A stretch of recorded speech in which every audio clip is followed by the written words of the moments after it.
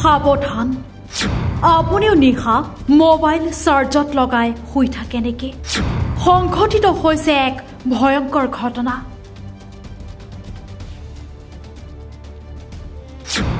একেলগে মাতৃ কন্যাৰ সৈতে শোকাবহ ঘটনা কান্দোনত ভাগি পৰিছে পিতৃ প্ৰকৃততে কি হৈছিল নিশা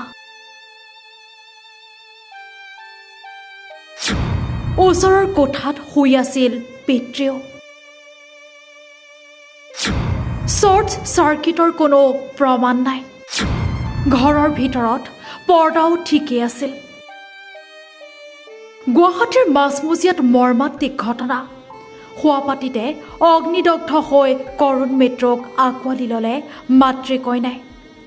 নিশা শুই থকা অৱস্থাতে প্ৰাণ গ'ল মাতৃ দীপশিখা চক্ৰৱৰ্তী আৰু কন্যা শৰ্মিষ্ঠা চক্ৰৱৰ্তীৰ প্ৰথম অৱস্থাত ইয়াৰ শ্বৰ্ট চাৰ্কিটৰ ফলত এই ঘটনা সংঘটিত হোৱা বুলি প্ৰকাশ কৰিছিল যদিও আৰক্ষীয়ে শ্বৰ্ট চাৰ্কিটৰ ঘটনা নহয় বুলি প্ৰকাশ কৰিছে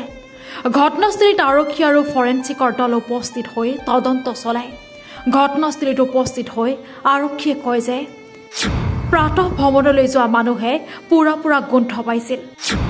বাহিৰৰ পৰা ধোৱা দেখা পাইছিল ঘৰৰ ভিতৰত মানুহ আছিল কামাখ্যা নগৰত 4 নম্বৰ বাইলেন বৰুৱা ভৱনত এটা ঘটনা হৈছিল যে এই হাউস নাম্বাৰ 5E তাতে আহি পেলে যেতিয়া বাহিৰৰ পৰা দেখিলে অলপ ধোঁৱা ওলাই আহিছিলে ইমিডিয়েটলি লোকেল মানুহ তেওঁলোকে আহি পেলে ৰেসপন্ড কৰিলে ঘৰৰ ভিতৰত মানুহ অলৰেডি আছিলে দেউতাকজনৰ নাম সুব্ৰত চক্ৰৱৰ্তী তেওঁ ৰেলৱেত কাম কৰে তেওঁ দৰ্জাখন খুলিলে আৰু যেতিয়া চেক কৰা গ'ল তেওঁৰ ওয়াইফ আৰু ছোৱালী ডাঙৰ ছোৱালী দীপশিখা চক্ৰৱৰ্তী আৰু শৰ্মিষ্ঠা চক্ৰৱৰ্তী তেওঁলোকক মানে বিছনাতে শুই থকা বুলি যেন ভাবিলে আৰু যেহেতু আনকনসিয়াস অৱস্থাত আছিলে লগে লগে ৰেলৱে হস্পিটেললৈ লৈ গ'ল মালিগাঁও কিন্তু তাতে তেওঁলোকক মৃত বুলি ঘোষণা কৰিলে আৰু গোটেই ঘটনাটো আমি গোটেইটো চেক কৰিলোহি আমাৰ ফৰেনচিক টিমো আহিলে চেক কৰি আমি মানে তেনেকুৱা সাসপিশিয়াস একো পোৱা নাই যেনে কোনো থাৰ্ড পাৰ্সন ঘৰটোৰ ভিতৰত সোমোৱা নাই ৰাতিটোৰ ভিতৰত ঘৰত মাক দেউতাক আৰু জীয়েকে আছিলে দেউতাক এটা বেলেগ ৰুমত আছিলে মাক জীয়েক বেলেগ এটা ৰুমত আছিলে আৰু কোনো ধৰণৰ কাটিয়া পেছাল বা তেনেকুৱা কোনো আমি একো এভিডেন্স পোৱা নাই যি মানে যোনটো দেখিছো আৰু জুইটো বৰ ডাঙৰ জুই ইয়াত লাগা নাই পিতৃয়ে ততাতৈয়াকৈ দৰ্জাখন খুলিছিল প্ৰথম অৱস্থাত তেওঁলোক শুই থকা বুলি ভাবিছিল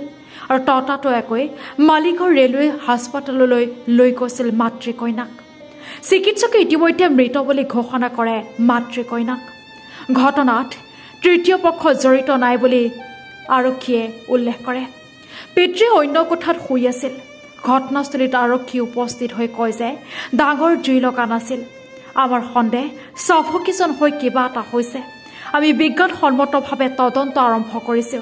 ঘৰৰ ভিতৰৰ বিভিন্ন স্থানৰ পৰা উদ্ধাৰ হৈছে সিগাৰেটৰ আধা খোৱা অংশ